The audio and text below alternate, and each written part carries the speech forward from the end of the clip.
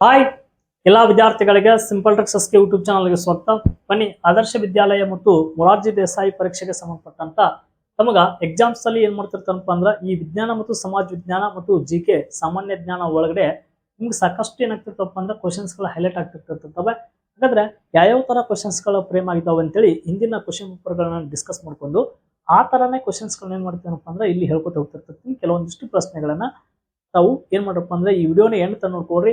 ಈ ತರ ಪ್ರಶ್ನೆಗಳು ಏನಾಗ್ತಿರ್ತಪ್ಪ ನಿಮ್ಗೆ ಹೈಲೈಟ್ ಆಗ್ತಿರ್ತವೆ. ಇದರಲ್ಲಿ ಒಂದಿಲ್ಲ ಒಂದು ಕ್ವಶನ್ಸ್ ಗಳು ಏನಾಗ್ತಿರ್ತಪ್ಪ ಅಂದ್ರೆ ಬರ್ತಿರ್ತಾವೆ. ಅದಕ್ಕೋಸ್ಕರ ಎಲ್ಲಾ ಕ್ವಶನ್ಸ್ ಗಳನ್ನ ನೋಡ್ಕೊತಾ ಬರ್ರಿ.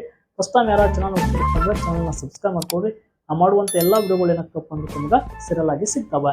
ಇಲ್ಲಿ ಭಾರತದ ಒಳಗಡೆ ಭೌಗೋಳಿಕ ಅನುವರ್ತಕ ನಾಮಗಳ ಮೇಲೆ ಏನಾಗ್ತಿರ್ತಪ್ಪ ಅಂದ್ರೆ ಕ್ವಶನ್ಸ್ ನ ಕೇಳ್ತಿರ್ತಾನೆ. ಹಾಗಾದ್ರೆ ಒಂದು ರಾಜ್ಯವನ್ನ ನಾವು ಇನ್ನೊಂದು ಹೆಸರಿನಿಂದ ಏನ್ ಮಾಡ್ತಿರ್ತಪ್ಪ ಅಂದ್ರೆ ಅನುವರ್ತಕ ನಾಮ ಒಳಗಡೆ ಏನ್ ಮಾಡ್ತಿರ್ತಪ್ಪ ಅಂದ್ರೆ ಕರಿತಿರ್ತೇವೆ.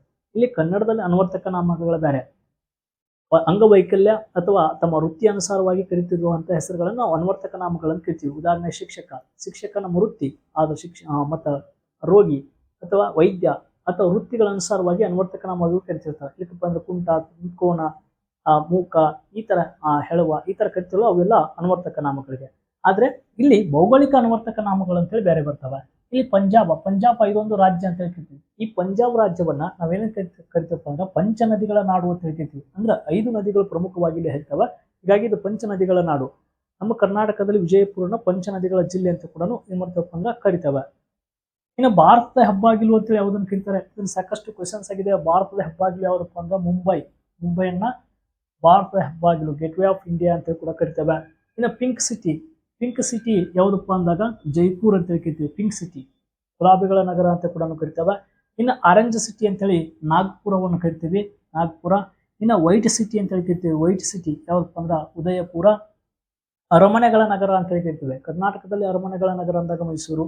ಇಲ್ಲಿ ಅರಮನೆ ನಗರಗಳ ಅಂತಂದಾಗ ಕಲ್ಕತ್ತಾ ಅಂತೇಳಿ ನಾವು ಕರಿತೇವೆ. ದೇವರ ನಾಡು, ಗಾಡ್ಸ್ ಓನ್ ಕಂಟ್ರಿ ಅಂತ ಕೂಡ ಕರಿತೇವೆ. ಯಾವುದನ್ನಪ್ಪ ಅಂತಂದಾಗ ಕೇರಳವನ್ನ ದೇವರಗಳ ನಾಡು ಅಥವಾ ದೇವರ ಸ್ವಂತ ನಾಡು ಅಂತ ಕೂಡ ಕರಿತಿರ್ತವೆ. ಇದನ್ನ ಕ್ವಶನ್ಸ್ ಆಗಿದೆ. ಇದು ಕೂಡ ನಿಮ್ಗ ನೆನಪಿರಲಿ. ಇನ್ನು ವಜ್ರದ ನಗರ, ಇದು ಕೂಡ ಕ್ವಶನ್ಸ್ ಆಗಿದೆ. ಸೂರತ್ ವಜ್ರಕ್ಕೆ ಏನಾಗ್ತದಪ್ಪ ಅಂದ್ರ ಫೇಮಸ್ ಆದಂತ ಒಂದು ನಗರ. ಇನ್ನು ಹೈಟೆಕ್ ಸಿಟಿ ಅಂತಂದಾಗ ಹೈದರಾಬಾದ. ನೆಕ್ಸ್ಟ್ ಸೇಬುಗಳ ನಾಡು ಅಂತಂದಾಗ ಹಿಮಾಚಲ ಪ್ರದೇಶ. ಭಾರತದ ಮ್ಯಾಂಚೆಸ್ಟರ್ ಅಂತ ಹೇಳ್ತೀವಿ. ಭಾರತದ ಮ್ಯಾಂಚೆಸ್ಟರ್ ಯಾವಪ್ಪ ಅಂತಂದಾಗ ಅಹಮದಾಬಾದ. ಕರ್ನಾಟಕದ ಮ್ಯಾಂಚೆಸ್ಟರ್ ಅಂದಾಗ ದಾವಣಗೆರೆ ಅಂತ ಹೇಳ್ತೀವಿ. ಈ ತರ ನಿಮ್ಗೆ ಒಂದು ಕ್ವಶನ್ಸ್ ಗೊತ್ತಪ್ಪ ಅಂದ್ರ ಆ ತರ ರಿಲೇಟೆಡ್ ಏನ್ ಮಾಡ್ತಿರ್ತಪ್ಪ ಅಂದ್ರ ಅವೇ ಕ್ವಶನ್ಸ್ ಗಳು ಹಿಂಗ್ ಫ್ರೇಮ್ ಆಗ್ತಾವ ಅಂತೇಳಿ ಒಂದಿಷ್ಟು ಎಕ್ಸಾಂಪಲ್ ಕೊಟ್ಟು ಹೇಳ್ತಿರ್ತಿರ್ತೀವಿ. ನಾವು ಇದಕ್ಕೆ ಸಾಧ್ಯ ಆದಷ್ಟು ಬರೆದಿಟ್ಕೋಬೇಕು. ಇನ್ನು ಭಾರತ ದೇಶದ ಒಳಗಡೆ ಪ್ರಮುಖ ವ್ಯಕ್ತಿಗಳು ಮತ್ತು ಅವರ ಸಮಾಧಿಗಳ ಮೇಲೆ ಏನಾಗ್ತಪ್ಪ ಅಂದ್ರೆ ಕ್ವಶನ್ಸ್ ನ ಕೇಳಿದಾನೆ. ಈಗಾಗಲೇ ಆಲ್ರೆಡಿ ಈ ಸಮಾಧಿಗಳ ಮೇಲೇನು ಕೂಡ ಏನ್ ಮಾಡ್ತಾನಪ್ಪ ಅಂದ್ರೆ ಕ್ವಶನ್ಸ್ ನ ಕೇಳಿದಾನೆ. ಇವು ಕೂಡ ಹೈಲೈಟ್ ಆಗ್ತಿರ್ತವೆ, ನೆನಪಿಟ್ಕೊಡ್ರಿ. ಇಲ್ಲಿ ಮಹಾತ್ಮ ಗಾಂಧೀಜಿಯವರ ಸಮಾಧಿ ಇರುವಂತಹ ಸ್ಥಳವನ್ನ ನಾವು ಏನೆಂದು ಕರಿತಾರೆ ಅಂತ ಕ್ವಶನ್ಸ್ ನ ಕೇಳ್ತಿರ್ತಾನೆ. ಮಹಾತ್ಮ ಗಾಂಧೀಜಿಯ ಸಮಾಧಿ ಸ್ಥಳವನ್ನ ನಾವು ರಾಜ್ ಘಾಟ್ ಅಂತ ಕರಿತೇವೆ. ಇನ್ನು ಜವಾಹರ್ಲಾಲ್ ನೆಹರು ಅವರು ಭಾರತದ ಮೊಟ್ಟ ಮೊದಲ ಪ್ರಧಾನಮಂತ್ರಿ ಅಂತ ಕರಿತೇವೆ. ಜವಾಹರ್ಲಾಲ್ ನೆಹರು ಅವರು ಇವರ ಸಮಾಧಿ ಸ್ಥಳ ಯಾವ್ದಪ್ಪ ಅಂದಾಗ ಶಾಂತಿವನ ಅಂತೇಳಿ ಏನ್ ಮಾಡ್ತಾರಪ್ಪ ಅಂದ್ರೆ ಕರೀತಾರೆ. ಇನ್ನು ಇಂದಿರಾ ಗಾಂಧಿ, ಭಾರತ ದೇಶದ ಮೊಟ್ಟ ಮೊದಲ ಮಹಿಳಾ ಪ್ರಧಾನಮಂತ್ರಿ ಇಂದಿರಾ ಗಾಂಧಿ, ಇವರ ಸಮಾಧಿ ಸ್ಥಳ ಯಾವ್ದಪ್ಪ ಅಂದ್ರೆ ಶಕ್ತಿ ಸ್ಥಳ ಅಂತ ಕರಿತೇವೆ. ನಿಮ್ಗ ಏನೇನು ಕ್ವಶನ್ಸ್ ನ ಕೇಳ್ತಿರ್ತಾನೆ ಅವಕ್ಕನ್ನ ಒಂದಿಷ್ಟು ಮಂದಿದ ಹಾಕೋತ ಹೋಗ್ತಿರ್ತಾನೆ. ಯಾಕಂದ್ರೆ ಇವರು ಪ್ರಮುಖ ವ್ಯಕ್ತಿಗಳು, ಇವ್ರ ಮೇಲೆ ಕ್ವಶನ್ಸ್ ನ ಕೇಳ್ತಿರ್ತಾನೆ ಅಂತೇಳಿ. ಇನ್ನು ಡಾಕ್ಟರ್ ಬಾಬು ಜಗಜೀವನ್ ರಾಮ್ ಅಂತ ಕರಿತೀವಿ. ಸಮತಾ ಸ್ಥಳ ಅಂತ ಕರಿತೇವೆ. ಇನ್ನು ಸಂವಿಧಾನದ ಶಿಲ್ಪಿ ಡಾಕ್ಟರ್ BR ಅಂಬೇಡ್ಕರ್ ಅವರು, ಈ BR ಅಂಬೇಡ್ಕರ್ ಅವ್ರದ್ದು ಸಮಾಧಿ ಸ್ಥಳ ಯಾವಪ್ಪ ಅಂದ್ರ ಚೈತ್ರ ಭೂಮಿ ಅಂತೇಳಿ ಕರಿತೇವೆ. ಇನ್ನು ರಾಜೀವ್ ಗಾಂಧಿ ಅವ್ರದ್ದು ಯಾವಪ್ಪ ಅಂದ್ರ ವೀರಭೂಮಿ ಅಂತೇಳಿ ಕರಿತೇವೆ. ಇನ್ನು ಲಾಲ್ ಬಹದ್ದೂರ್ ಶಾಸ್ತ್ರಿ ಇವ್ರು ಕೂಡ ಬಹಳ ಪ್ರಮುಖ ವ್ಯಕ್ತಿ ಇವರು. ಹೀಗಾಗಿ ವಿಜಯ ಘಾಟ್ ಅಂತೇಳಿ ಇವ್ರದ್ದು ಏನ್ ಮಾಡ್ತೇವಪ್ಪ ಅಂದ್ರೆ ಸಮಾಧಿ ಸ್ಥಳವನ್ನ ಕಳ್ಕೊತೇವೆ. ಇನ್ನು ಮೊರಾರ್ಜಿ ದೇಸಾಯಿ, ನೀವು ಎಕ್ಸಾಮ್ಸ್ ನ ಬರೀತಿರ್ತಿರ್ತಾರೆ ಮೊರಾರ್ಜಿ ದೇಸಾಯಿ ಅಂತೇಳಿ. ಹಾಗಾದ್ರೆ ಅವ್ರ ಸಮಾಧಿ ಸ್ಥಳ ಯಾವುದಪ್ಪ ಅಂದಾಗ ಅಭಯ ಘಾಟ. ಈ ತರ ಇವೆಲ್ಲ ಕ್ವಶನ್ಸ್ ನ ಕೇಳ್ತಿರ್ತಿರ್ತಾನೆ. ಇಲ್ಲಿ ಆಲ್ರೆಡಿ ಇಂದಿರಾ ಗಾಂಧಿ ಅವ್ರದ್ದು ಕೇಳಿದ್ದಾರೆ, ಜವಾಹರ್ಲಾಲ್ ನೆಹರು ಅವ್ರು ಕೇಳಿದ್ದಾರೆ, ಮಹಾತ್ಮ ಗಾಂಧೀಜಿ ಅವ್ರು ಕೇಳಿದ್ದಾರೆ. ಮುಂದೆ ನಿಮ್ಗೆ ಇನ್ನು ಉಳಿದಂತ ವ್ಯಕ್ತಿಗಳದ್ದು ಎಕ್ಸಾಮ್ಸ್ ಅಲ್ಲಿ ಕ್ವಶನ್ಸ್ ನ ಕೇಳ್ಬೋದು. ಅದಕ್ಕೋಸ್ಕರ ಇವೆಲ್ಲ ಹೈಲೈಟ್ ನ ಮಾಡಿತಿರ್ತಿರ್ತದೆ, ನೀವು ಬರೆದಿಟ್ಟುಕೊಡ್ರಿ.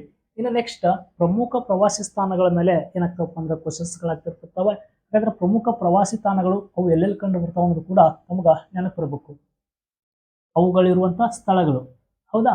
ಈಗ ತಾಜ್ ಮಹಲ್ ಆಲ್ರೆಡಿ ಸಾಕಷ್ಟು ಸಲ ಕ್ವಶನ್ಸ್ ನ ಕೇಳಿದಾನೆ. ತಾಜ್ ಮಹಲ್ ಕಂಡು ಬರುವುದು ಎಲ್ಲಿ ಅಂತೇಳಿ ಆಗ್ರಾ ಅಂತೇಳಿ ಕೇಳ್ತೀವಿ. ಯಮುನಾ ನದಿಯ ದಂಡೆ ಮೇಲೆ ಇದು ಆಗ್ರಾ ಏನಾಗ್ತದಪ್ಪ ಅಂದ್ರೆ ಕಂಡು ಬರ್ತದೆ. ಇನ್ನು ಸ್ವರ್ಣ ಮಂದಿರ ಕಂಡು ಬರುವುದೆಲ್ಲಪ್ಪ ಅಂದಾಗ ಅಮೃತ್ಸರ ಅಂತೇಳಿ ಕರಿತೇವೆ, ಅಮೃತ್ಸರ. ಇನ್ನು ಕೆಂಪು ಕೋಟೆಯಲ್ಲಿ ಕಂಡು ಬರ್ತದಂತೆ ಲಾಲ್ ಕಿಲ್ಲಾ, ಇದು ಕ್ವಶನ್ಸ್ ನ ಕೇಳಿದಾನೆ. ಇದು ದೆಹಲಿ ಒಳಗಡೆ ಕಂಡು ಬರ್ತದ.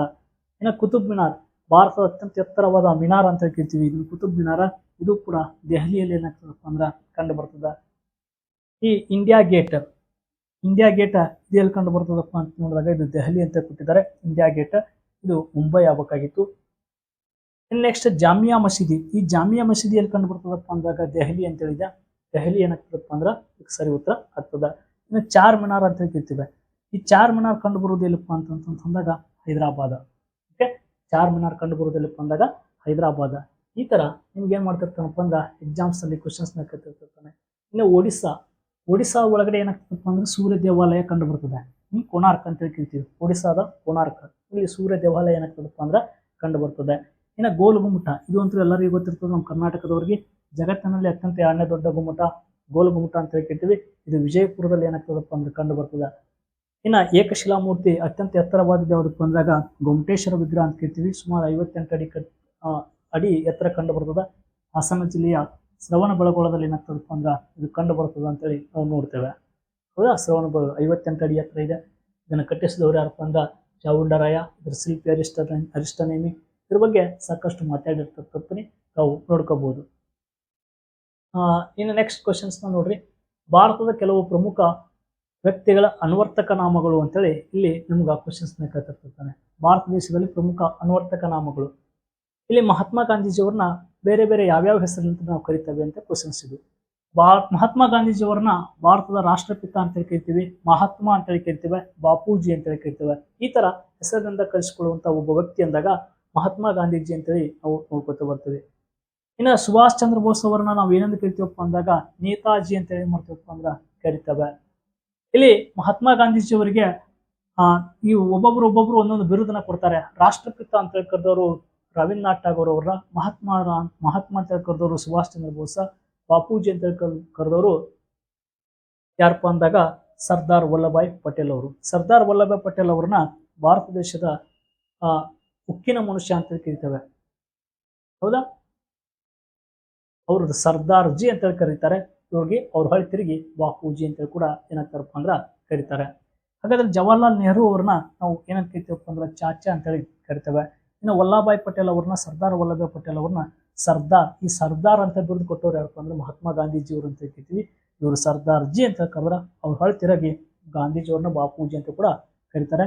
ಇವರು ಭಾರತ ದೇಶದ ಉಕ್ಕಿನ ಮನುಷ್ಯ ಅಂತ ಕೂಡ ನಾವೇನ್ ಮಾಡ್ತೇವಪ್ಪ ಅಂದ್ರ ನೋಡ್ಕೊತ ಬರ್ತೇವೆ. ಇನ್ನ ಲೋಕಮಾನ್ಯ, ಇದು ಸಾಕಷ್ಟು ಬಾರಿ ಕ್ವಶನ್ಸ್ ನ ಕೇಳಿದಾನೆ.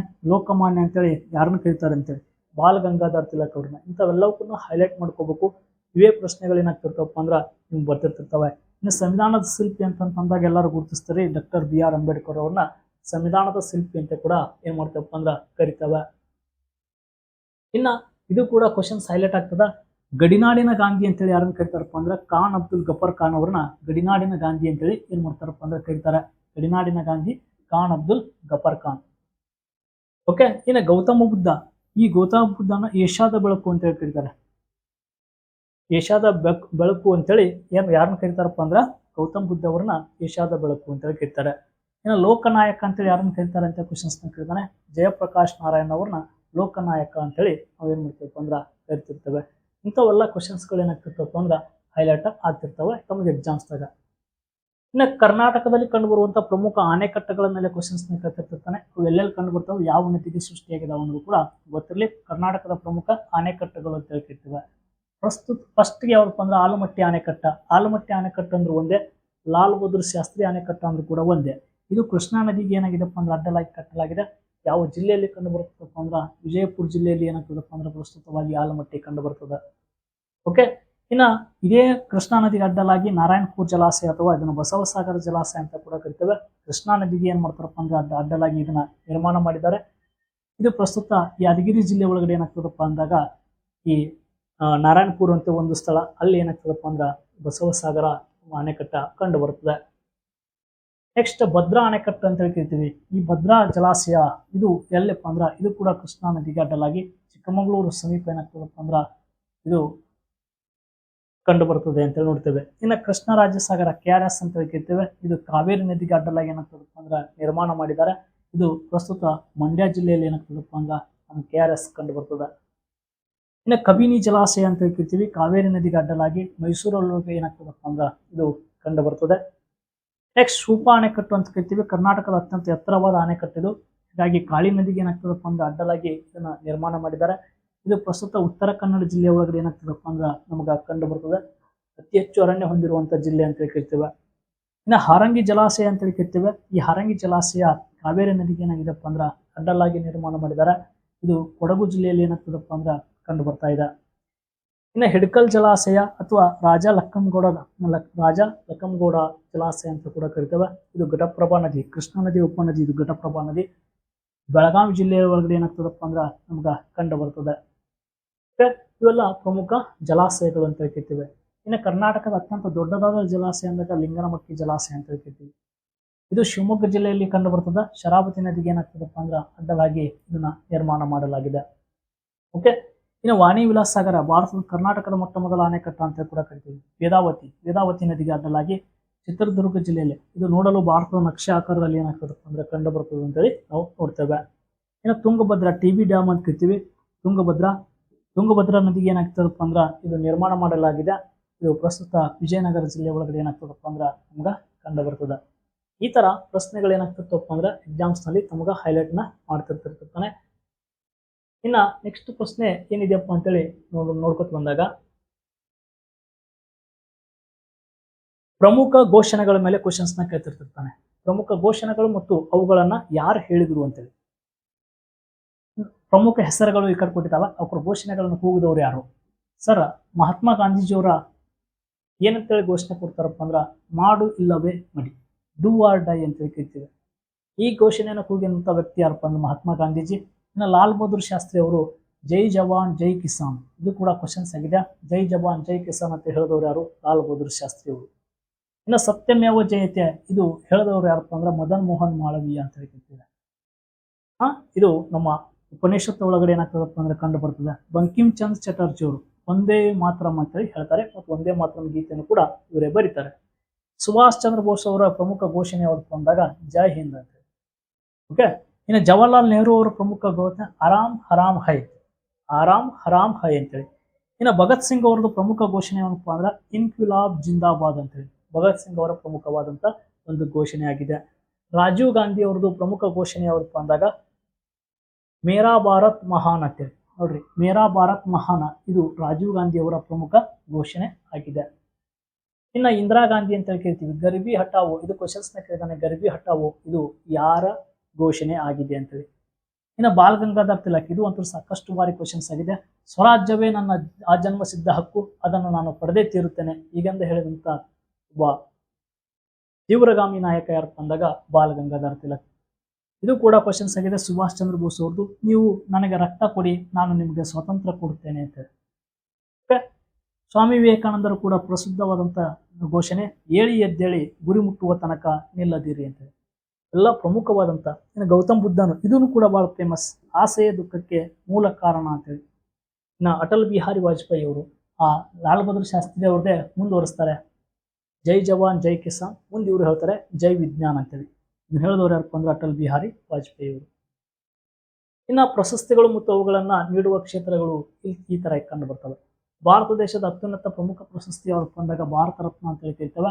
ಈ ಭಾರತ ರತ್ನ ಪ್ರಶಸ್ತಿ ಯಾವ್ಯಾವ ಕ್ಷೇತ್ರದಲ್ಲಿ ನೀಡ್ತಾರಪ್ಪ ಅಂತ ಹೇಳಿ ನೋಡ್ಕೊತ ಬಂದಾಗ ಈ ಪ್ರಮುಖ ಪ್ರಶಸ್ತಿಗಳನ್ನ ಯಾವ್ಯಾವ್ದರಲ್ಲಿ ನೀಡ್ತಿರ್ತಾರೆ. ಭಾರತ ರತ್ನ ಪ್ರಶಸ್ತಿಯನ್ನ ಕಲೆ ಆಗ್ಲಿ, ವಿಜ್ಞಾನ, ಕ್ರೀಡೆ, ಸಾಹಿತ್ಯ, ಸಾರ್ವಜನಿಕ ಸೇವೆ, ಹೀಗೆ ಯಾವುದೇ ಕ್ಷೇತ್ರದಲ್ಲಿ ಅತ್ಯುನ್ನತ ಸಾಧನೆ ಮಾಡಿದವರಿಗೆ ಭಾರತ ದೇಶದಲ್ಲಿ ಕೊಡುವ ನಾಗರಿಕ ಪ್ರಶಸ್ತಿ ಅಂದಾಗ ಭಾರತ ರತ್ನ. ಇನ್ನು ಜ್ಞಾನಪೀಠ ಪ್ರಶಸ್ತಿ, ಇದು ಸಾಹಿತ್ಯ ಕ್ಷೇತ್ರದಲ್ಲಿ ಸಾಧನೆ ಮಾಡುವವರಿಗೆ ಕೊಡ್ತಾರೆ.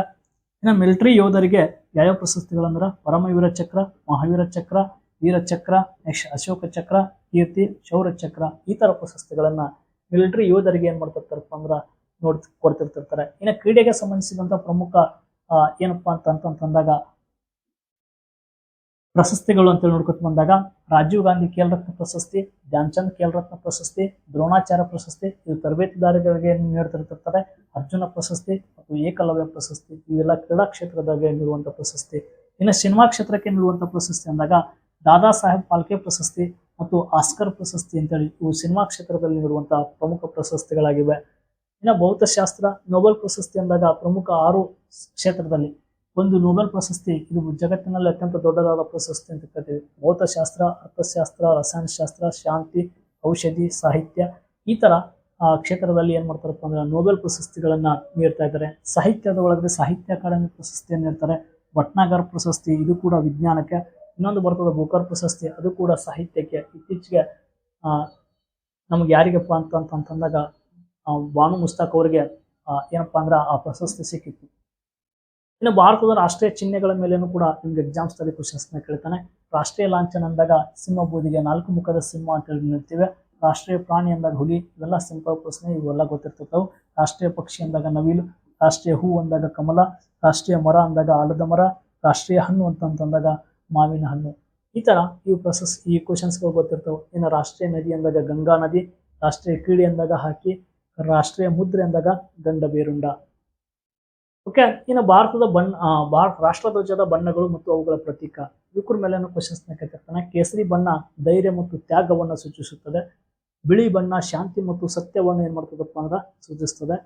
ನೆಕ್ಸ್ಟ್ ಹಸಿರು ಬಣ್ಣ ಅಭಿವೃದ್ಧಿ ಮತ್ತು ರಕ್ಷಣೆಯನ್ನು ಸೂಚಿಸುತ್ತದೆ. ಇನ್ನು ಅಶೋಕ ಚಕ್ರ ಪ್ರಗತಿ ಮತ್ತು ಚಲನೆಯ ಸಂಕೇತವಾಗಿದೆ. ಇನ್ನು ವಿವಿಧ ರಾಜ್ಯಗಳ ಪ್ರಮುಖ ಡ್ಯಾನ್ಸಸ್ ನೃತ್ಯಗಳ ಮೇಲೆ ಕ್ವಶನ್ಸ್ ಕೇಳ್ತಿರ್ತಾನೆ. ಕರ್ನಾಟಕದ ಪ್ರಮುಖ ನೃತ್ಯ ಅಂದಾಗ ಯಕ್ಷಗಾನ ಮತ್ತು ಕೋಲಾಟ, ತಮಿಳುನಾಡು ಅಂದಾಗ ಭರತನಾಟ್ಯ, ಉತ್ತರ ಪ್ರದೇಶ ಅಂದಾಗ ಕಥಕ, ಪಂಜಾಬ್ ಅಂದ ಬಾಂಗ್ರಾ, ಮಣಿಪುರ ಅಂದಾಗ ಮಣಿಪುರಿ, ಆಂಧ್ರ ಪ್ರದೇಶದ ಕುಚಿಪುಡಿ, ಕೇರಳದ ಒಳಗಡೆ 2 ಕಂಡು ಬರ್ತವೆ, ಒಂದು ಕಥಕಳಿ ಇನ್ನೊಂದು ಮೋಹಿನಿ ಅಟ್ಟಂ ಅಂತೇಳಿ. ಇನ್ನು ಮಹಾರಾಷ್ಟ್ರ ಒಳಗಡೆ ಲಾವಣಿ. ಇವು ಪ್ರಮುಖ ಡ್ಯಾನ್ಸಸ್ ಗಳಂತ ಹೇಳ್ತಿರ್ತೇವೆ. ಇನ್ನ ಪ್ರಮುಖ ಸಮಾಜ ಸುಧಾರಕರು ಅವರು ಸ್ಥಾಪಿಸಿದಂತಹ ಸಮಾಜಗಳ ಮೇಲೆ ಕ್ವಶನ್ಸ್ ಕೇಳ್ತಿರ್ತಾನೆ. ಬ್ರಹ್ಮ ಸಮಾಜವನ್ನು ಸ್ಥಾಪಿಸಿದವರು ರಾಜಾರಾಮ್ ಮೋಹನ್ ರಾಯ್ ಅವರು. ಪ್ರಾರ್ಥನಾ ಸಮಾಜವನ್ನು ಸ್ಥಾಪಿಸಿದವರು ಆತ್ಮಾರಾಮ್ ಪಾಂಡುರಂಗ್ ಅವರು.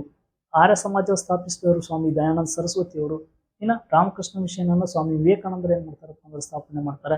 ಇನ್ನು ಸತ್ಯಶೋಧಕ ಸಮಾಜ ಅಂದಾಗ ಜ್ಯೋತಿಬಾ ಫುಲೆ ಅವರು. ಈ ತರ ಸಮಾಜ ಸುಧಾರಕರ ಮೇಲೆ ಕ್ವಶನ್ಸ್ ಕೇಳ್ತಿರ್ತಾನೆ. ಇನ್ನು ಪ್ರಮುಖ ದಿನಾಚರಣೆಗಳ ಮೇಲೆ ಏನಾಗ್ತಪ್ಪ ಅಂದ್ರೆ ನಿಮ್ಗೆ ಎಕ್ಸಾಮ್ಸ್ ಅಲ್ಲಿ ಕ್ವಶನ್ಸ್ ಕೇಳ್ತಿರ್ತಾನೆ. ಗಣರಾಜ್ಯ ದಿನ ಜನವರಿ 26, ಜನವರಿ 12 ರಾಷ್ಟ್ರೀಯ ಯುವಕರ ದಿನಾಚರಣೆ, ಸೈನಿಕರ ದಿನಾಚರಣೆ ಜನವರಿ 15, ಸ್ಕೌಟ್ಸ್ ಅಂಡ್ ಗೈಡ್ಸ್ ದಿನ ಫೆಬ್ರವರಿ 22, ರಾಷ್ಟ್ರೀಯ ವಿಜ್ಞಾನ ದಿನ ಫೆಬ್ರವರಿ 28, ಅಂತಾರಾಷ್ಟ್ರೀಯ ಮಹಿಳಾ ದಿನ ಮಾರ್ಚ್ 8 ಅಂತ ಹೇಳ್ತಿರ್ತೇವೆ.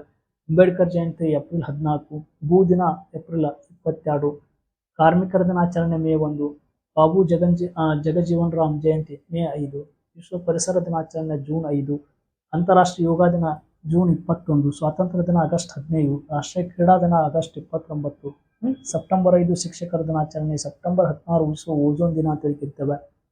ನೆಕ್ಸ್ಟ್ ಗಾಂಧಿ ಜಯಂತಿ ಅಕ್ಟೋಬರ್ 2, ಲಾಲ್ ಬಹದ್ದೂರ್ ಶಾಸ್ತ್ರಿ ಜಯಂತಿ ಅಕ್ಟೋಬರ್ 2 ಅಂತೇಳಿ ಇವಿಬ್ಬರು ಜಯಂತಿ ಒಂದೇ. ಇನ್ನು ಕರ್ನಾಟಕ ರಾಜ್ಯೋತ್ಸವ ನವೆಂಬರ್ 1, ಮಕ್ಕಳ ದಿನಾಚರಣೆ ನವೆಂಬರ್ 14, ವಿಶ್ವ ಮಾನವ ಹಕ್ಕು ದಿನ ಡಿಸೆಂಬರ್ 10, ಕ್ರಿಸ್ಮಸ್ ಡಿಸೆಂಬರ್ 25, ವಿಶ್ವ ಏಡ್ಸ್ ದಿನ ಡಿಸೆಂಬರ್ 1, ರೈತರ ದಿನಾಚರಣೆ ಡಿಸೆಂಬರ್ 23. ಈ ತರ ಪ್ರಮುಖ ಪ್ರಶ್ನೆಗಳನ್ನ ಏನ್ ಮಾಡಿದ್ದೀನಪ್ಪ ಅಂದ್ರೆ ಇಲ್ಲಿವರೆಗೆ ನಾನು GK ರಿಲೇಟೆಡ್ ಹೇಳ್ಕೊಟ್ಕೊಂಡಿದ್ದೀನಿ. ನಿಮ್ಗೆ ಸಾಧ್ಯ ಆದಷ್ಟು ಒಂದ್ ಕಡೆ ಬರೆದಿಟ್ಕೊಡ್ರಿ. ನಿಮ್ಗೆ ಎಕ್ಸಾಮ್ ಅಂತೂ ಹೆಲ್ಪ್ ಆಗ್ತವೆ. ಈ ತರ ಕ್ವಶನ್ಸ್ಗಳು ನಾವು ಎಕ್ಸಾಮ್ ಮುಗಿದು ಬಂದಾದ್ಮೇಲೆ ನಿಮ್ಗೆ ಇಕೊಂಡು ಹೇಳಿ ಬಂದಾವು ಅಂತೇಳಿ ನಿಮ್ಗೆ ತೋರಿಸ್ತಿರ್ತೀನಿ. ಫಸ್ಟ್ ಚಾನಲ್ ನೋಡ್ತಿದ್ರಪ್ಪ ಅಂದ್ರೆ ದಯವಿಟ್ಟು ಚಾನಲ್ನ ಸಬ್ಸ್ಕ್ರೈಬ್ ಮಾಡ್ಕೊಡ್ರಿ. ವಿಡಿಯೋನ ಏನು ನೋಡ್ಕೊಡ್ರಿ. ಧನ್ಯವಾದ.